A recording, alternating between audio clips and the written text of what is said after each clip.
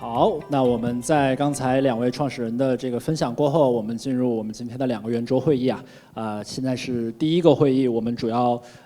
其实围绕着刚才常浩总讲到的这个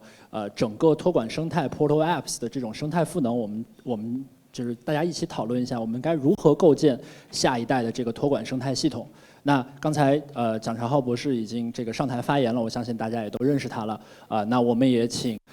另外我们3位嘉宾各自介绍一下自己和自己公司的业务。先从陈浩总这边开始。好，大家好，我叫陈浩，我是 Legend Trading 还有 StellaPay 的 CEO。我们公司的主营业务是大宗的机构交易，尤其是自动化的交易，还有Fiat On-Ramp 就是法币出入金自动化的服务，还有 Stella 是一个 Crypto Credit Card 是信用卡，对，主要是这几个，谢谢大家。大家好，我是燕山，我是 Figment 的亚太负责人。所以 Figment 是目前全球最大的机构化并且这个独立性的质押供应商。那我们 Figment 其实正在构建的这个设施是最完善，而且带给客户最安全的这个质押收益。对。大家好，我叫 Peter 王，我是57 Blocks 的 CEO。我们公司主要是一个技术服务公司，我们是帮助我们的客户去从一个 idea 做成 MVP 做到 product market fit 再 scale。那我们主要的这个技术的这个 differentiation， 一个方面是crypto 和 Web3，AI 还有 application and cloud。我们是18年成立，到现在呢，我们差不多从0到1的这种产品 launch 已经做了60多个产品。那这里面差不多1/3都是在 crypto 这方面的产品。那我们的合作的模式呢，一种是这种技术服务的方式，另外一种是 Venture Studio 的方式，这2种模式来跟客户一起合作。好，谢谢大家。好，非常感谢3位嘉宾的介绍啊。那我们也看出来，就是说我们4家公司在一起分别在这个 crypto 的这个生态里面扮演了不同的角色。那我们 Kobo 是托管那各位既有做就是对我们法币的这个出入通道做的支持也有工具的创建者，也有收益的这个提供的创建者。那各位在 Kobo 这边其实也扮演了不同的角色，那也有很多是我们的老客户有的是我们生态的伙伴。那我第一个问题就想问3位嘉宾从您的视角来看作为这个机构的托管机构的用户也好，还是这个 Web3 的开发者也好，那您认为现有的这种托管方案里面面临着哪些挑战和痛点呢？那我们就先从最左边的Peter 这边开始吧。好，我觉得最重要的就是安全这一块其实我们在做的这几个产品里面，我们一直是想把这个钱包给做进去，但是一直没有做，是因为你要自己去开发一个钱包的话，你从不管是安全方面，还有技术的研发的成本还有 regulatory 主要这3大方面的这个考虑吧。但是安全肯定是最重要的一块。所以 Figment 身为一个这个质押提供商，我们做的质押是非托管，对，所以在质押之前必定要有就是托管或者储存。所以我们跟就是托管家跟 Kobo 合作的原因就是这个原因。然后我们因为有了这个托管的需求，所以我们也看到我们的客户给予我们很多的不同的考量观点，还有他们的痛点。所以我在这边可能就分享3个痛点，我最常看到的痛点。所以第一个痛点其实就是可能不算是一个痛点，比较是说是一个相比。就是说自托管或者自储存跟第三方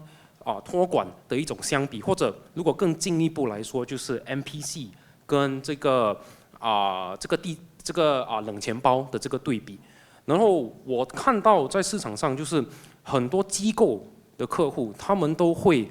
有着对第三方托管这个安全性还有它的可靠度的这个需求。但是同时也是需要到 MPC 的速度还有应用价值，所以如果在选择平台的时候有一个统一的平台，能够让客户能够灵活的分配他们的资产，那是最恰当、最对他们有价值的。那 Cobo 现在有了这个统一的平台，就可以很灵活性的让客户就是比较容易分配他们的资产，来达到他们要达到的效果，这是第一点。那第二点呢，就是在链支持的方面，就是因为很多投资者他们会在这个市场上，你会看到很多新的链就是被 release，right？ 都每周或者每个月都会有新的链。那这些链可能背后都有比较大的投资人。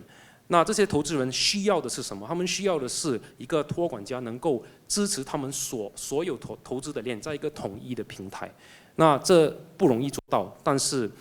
如果有托管家能够达到这一点，那是最恰到好处。然后第三点要讲完了。然后第三就是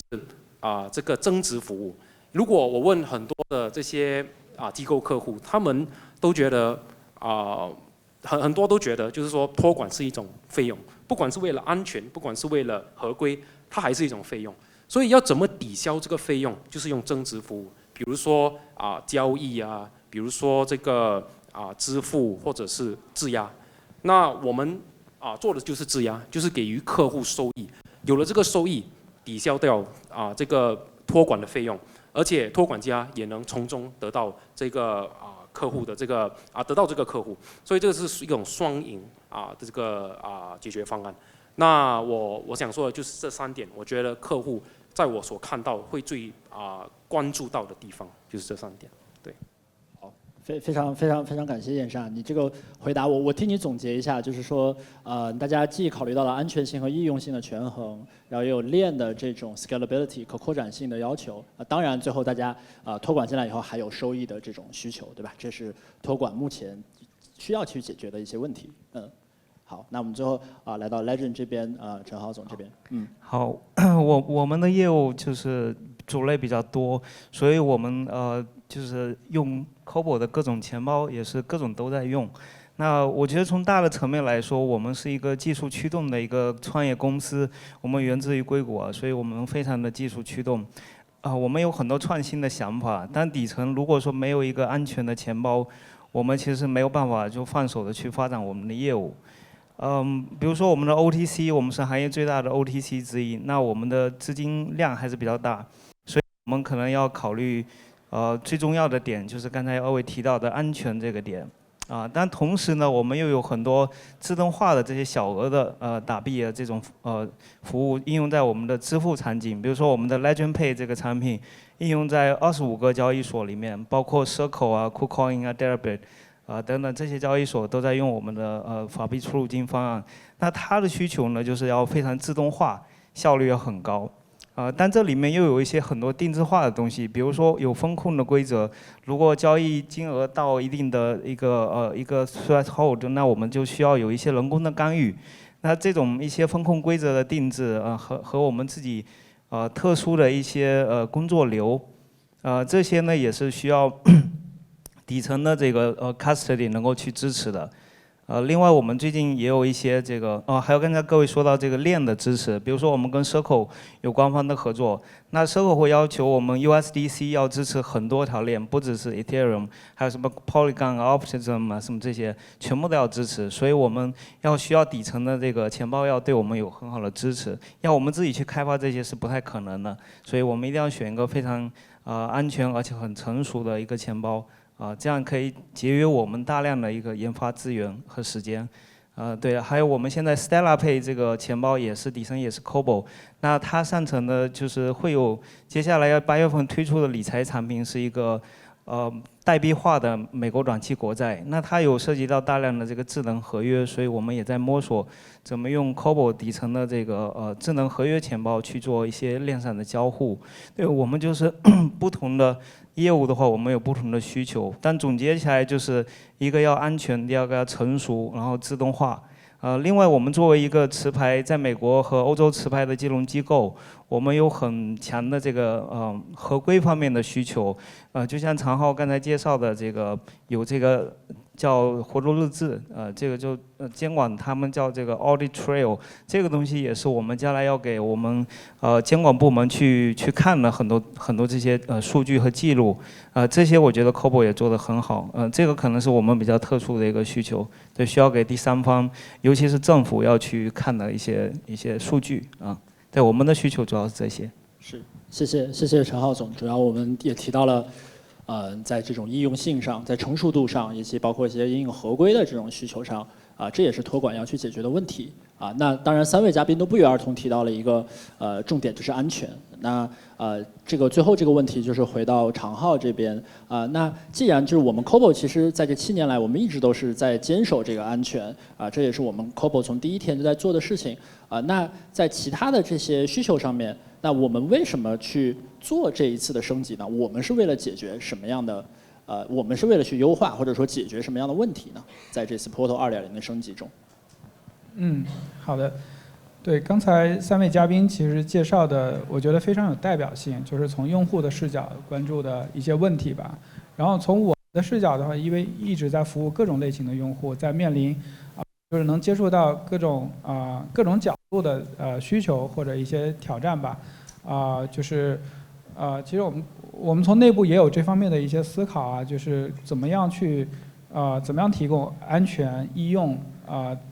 就是能够帮助用户去解决他问题的这种托管方案或者钱包技术方案。这里面其实最大的，我们之前思考过或者提炼过，这里面其实有3个非常大的这个影响因素吧，会导致这个做安全钱包方案实际上是非常挑战的一件事情。一个是说，它这个区块链本身就是一个高速迭代、动态变化的这样的一个行业，它底层的这种技术创新这种协议规则是不断的在变化的。你在这样的一个变化的环境里面，你要提供这种又安全又好用的这种产品，本身是非常难的。其次呢，就是说。用户类型就是你有的，就像刚才我们这里面已经有3种不同行业的代表，但是其实我们服务的客户还有更多，就是也有传统金融的，然后也有做这种游戏开发的，然后也有做链，也有做挖矿的，反正各种各样的，就是不同客户、不同类型的用户，他的需求也是非常多样的。这个东西也导致就是我们想要提供一套标准化的这种方案，一个解决方案解决所有的需求，这件事情变得非常的难。然后还有就是一些应用的一些除了底层技术还有包括一些应用的一些规则一些应用的需求吧。这个变化也是非常快的。所以这3点这3个因素吧，导致我们就是要提供一套通用的一套解决方案，非常的挑战。但是这个我觉得一直是我们追求的一个目标。我们是希望能够就是尽可能的把这些复杂的因素都对用户来讲屏蔽掉。他从用户视角，他看到的就是一套非常符合直觉的把底层的各种技术复杂性、各种困难都给它屏蔽掉了，又简单、又好用、又安全的一个钱包方案。所以这一直是我们一个追求的目标。在各种就是困难或者挑战面前，我们一直在追求这个目标。那这次为什么我们做这个升级，也是基于我们过去很多年服务各种客户的类型，我们总结和抽象出来了不同客户他的这种需要里面有哪些是共性的，有哪些是重要的。我们把它能不能在这种框架层面，把公共的部分我们把它给提炼出来，然后在框架层面解决好。但是不同的部分，我们提供一些可扩展的这种就是能够为不同的应用场景也好，用户类型，让它可以非常简单的去适配，在一个安全可靠的一个基础上再去做适配。所以这是我们其实想要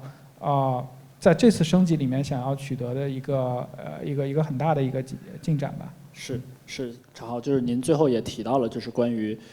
这个钱包上层的这种 App 的构建。我们刚才也展示了这个 COBOL Portal 但其实今天刚才在这个我们入场的时候，其实有一些我们已有的客户也跟我就讨论这个问题，就是说 COBOL 我们作为一个托管商，或者说我们作为一个钱包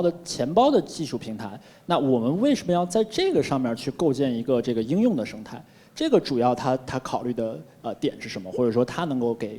这个作为托管的用户带来什么样的好处吧？对，这是一个很好的问题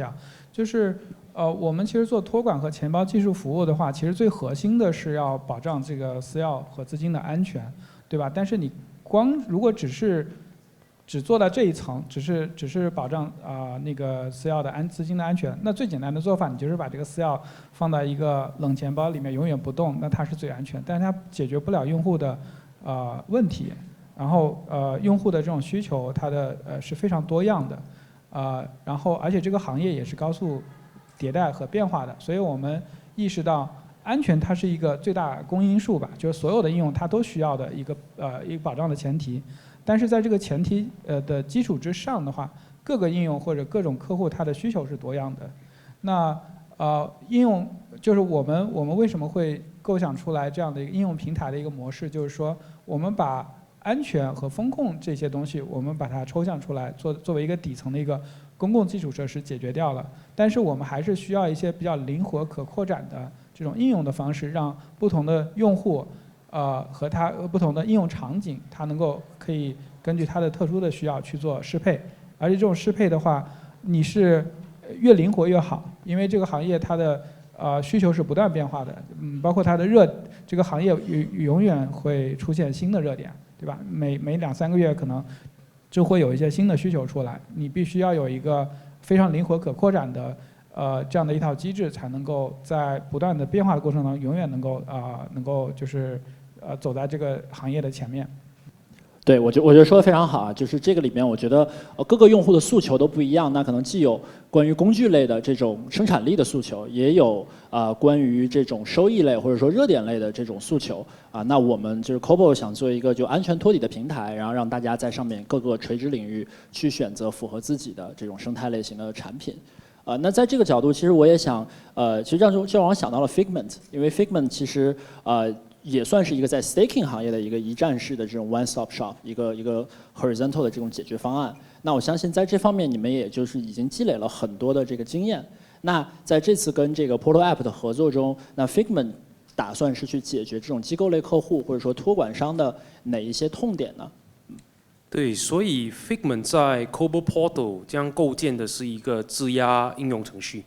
那这应用程序呢，将会允许就是 Kobo 的客户从他们的钱包就直接质押到 Figment 的节点上，所以这会因此带来给这个客户一些更高的收益，可以从他们的资产中得到更多的回报。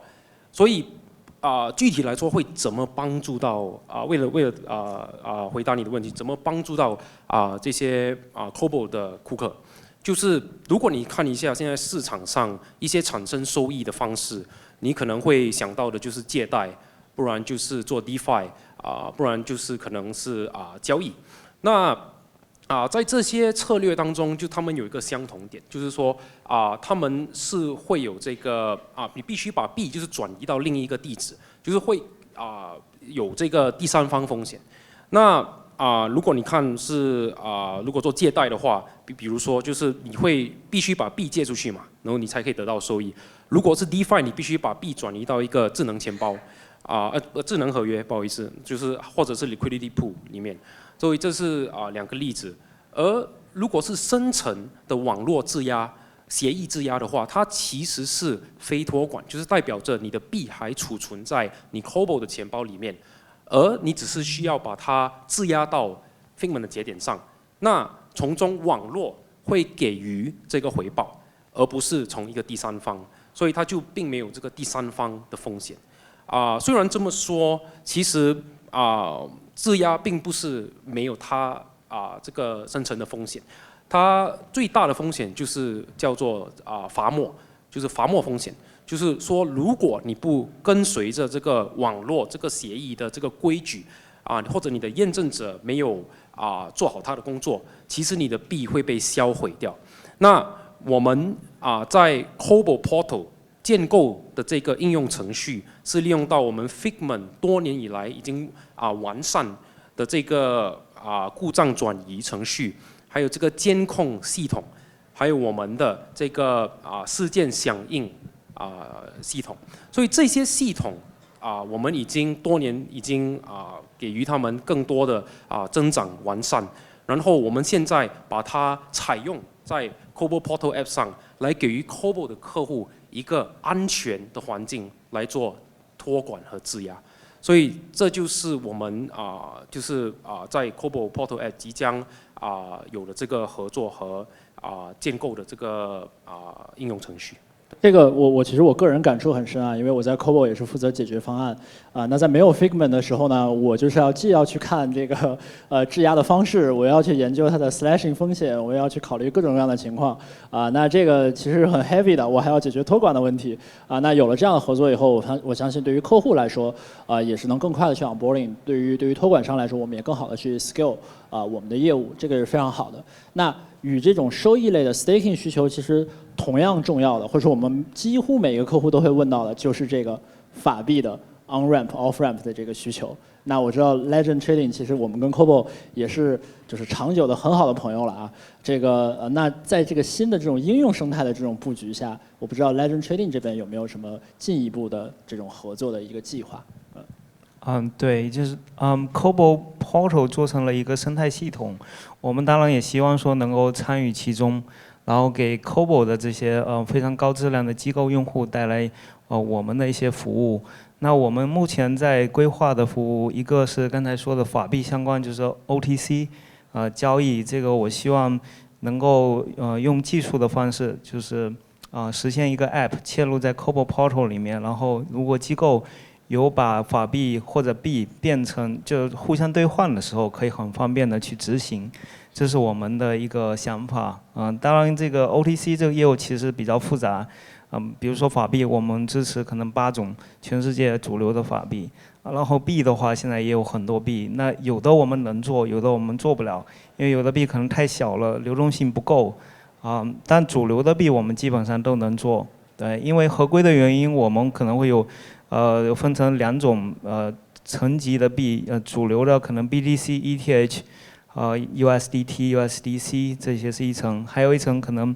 现在上了 Coinbase 的，但流动性可能没有那么大一些的，我们会通过我们的一个可能单独的主体叫 Legend X 去提供就是法币的交易。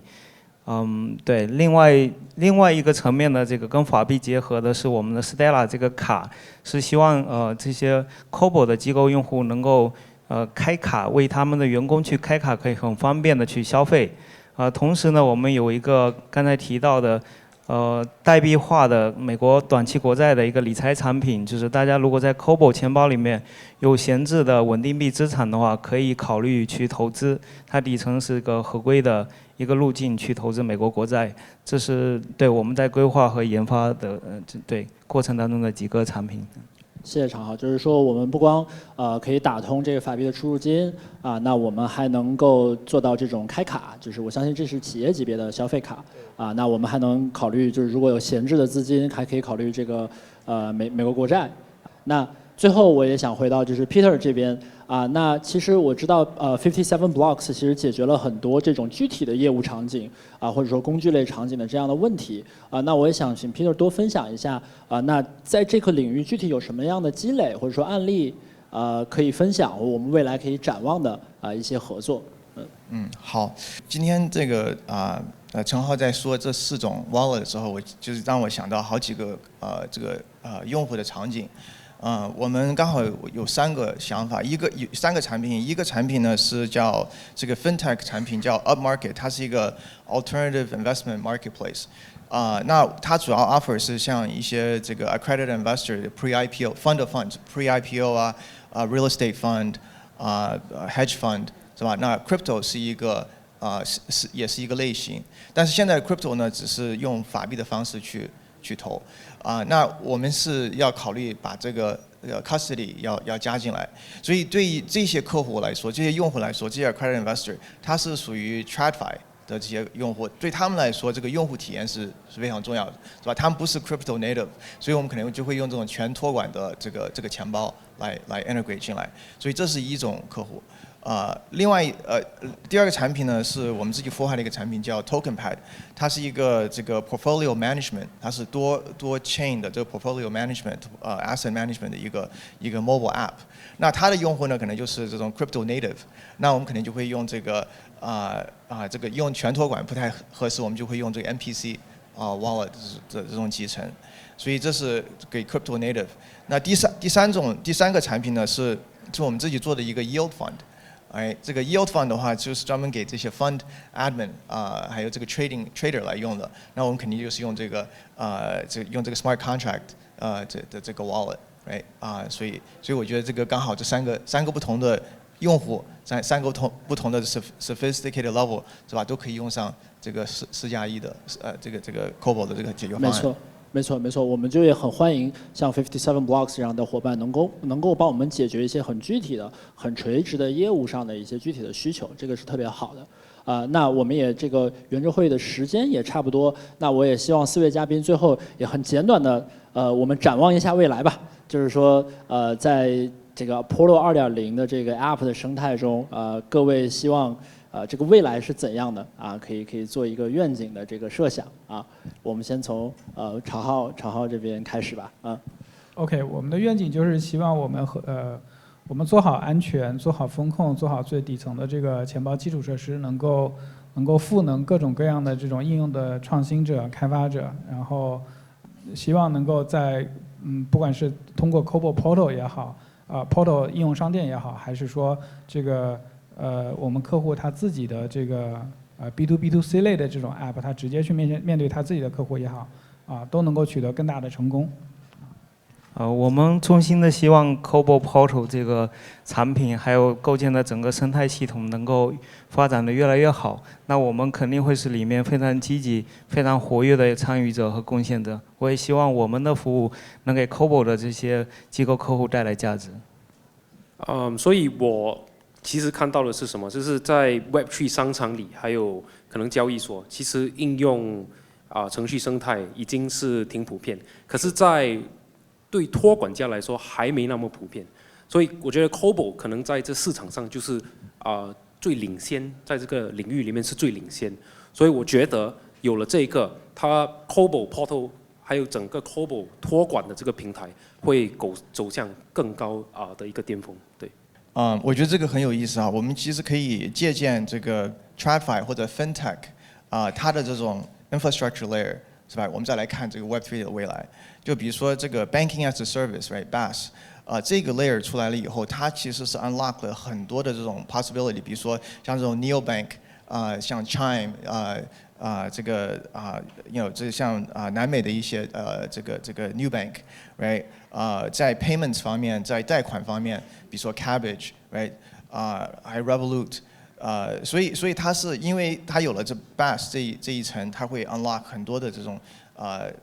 unicorn、decacorn 的这种 application，right？ 那这个